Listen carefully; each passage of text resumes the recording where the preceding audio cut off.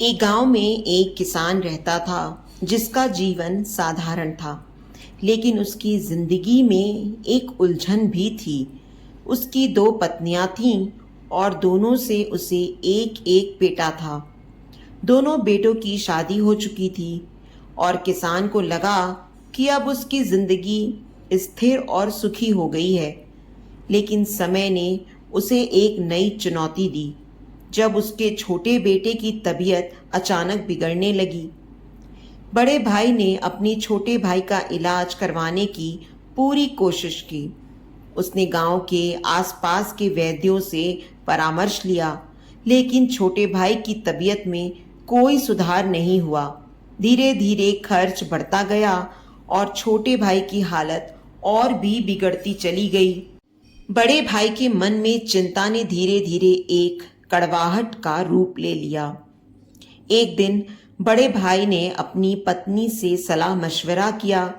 उसने कहा, यदि छोटा भाई मर जाए तो हमें उसके इलाज के लिए और पैसा खर्च नहीं करना पड़ेगा।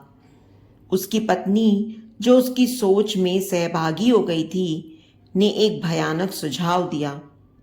क्यों न किसी वैद्य से बात करके उसे जहर दे दिया जाए। किसी को शक भी नहीं होगा और उसकी मौत को बीमारी के कारण माना जाएगा।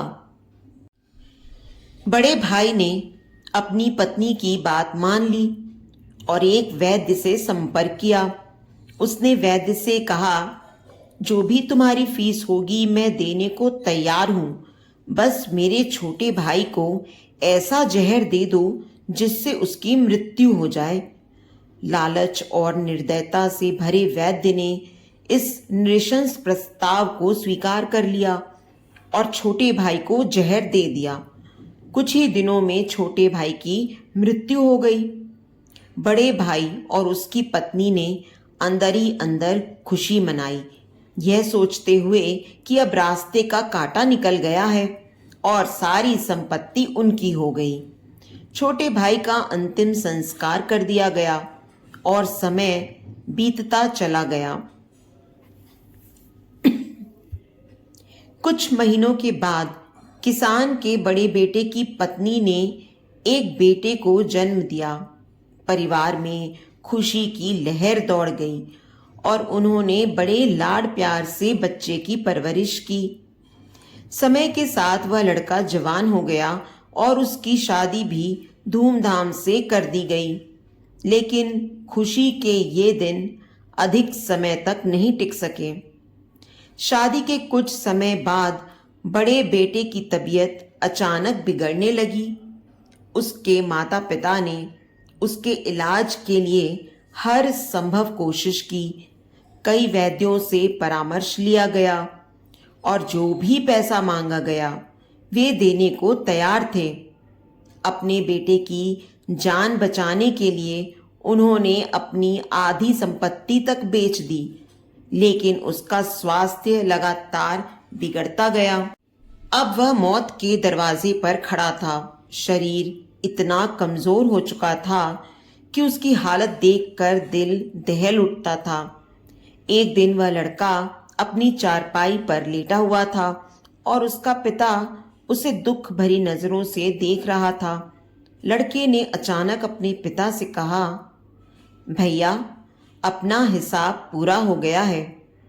अब बस कफन और लकड़ी का इंतजाम बाकी है, उसकी तैयारी कर लो।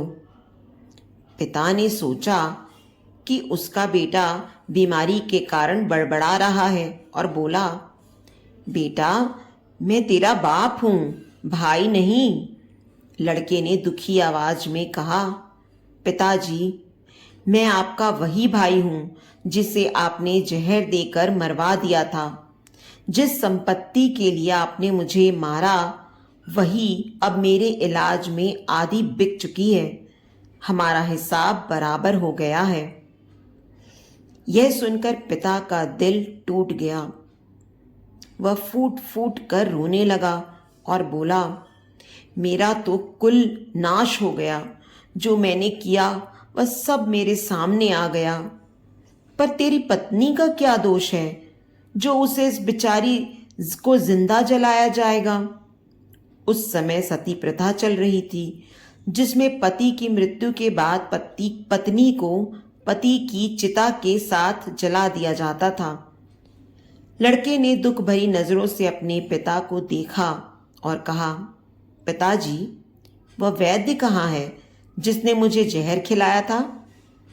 पिता ने उत्तर दिया, तुम्हारी मृत्यु के 3 साल बाद वह मर गया था। लड़के ने कड़वाहट से हंसते हुए कहा, वह दुष्ट वैद्य आज मेरी पत्नी के रूप में है। मेरे मरने पर उसे भी जिंदा जलाया जाएगा। कहते हैं परमेश्वर का न्याय अटल होता है। इस कहानी में उस न्याय की झलक मिलती है। जीवन में किए गए कर्मों का हिसाब किताब कहीं न कहीं सामने आ ही जाता है। कहानी के अंत में यही संदेश मिलता है कि जो बोओगे वही काटोगे। जीवन में सच्चाई और ईमानदारी से जीना ही सबसे बड़ा धर्म है। अंततः यही सच है। तो दोस्तों, उम्मीद करती हूँ आपको आज की हमारी ये कहानी पसंद आई होगी। कहानी पसंद आई है तो वीडियो को लाइक और शेयर करें। चैनल पर नए हैं तो चैनल को सब्सक्राइब करें और हाँ, नोटिफिकेशन बेल को ज़रूर दबाएं ताकि अगली अपडेट सबसे पहले आपको मिले।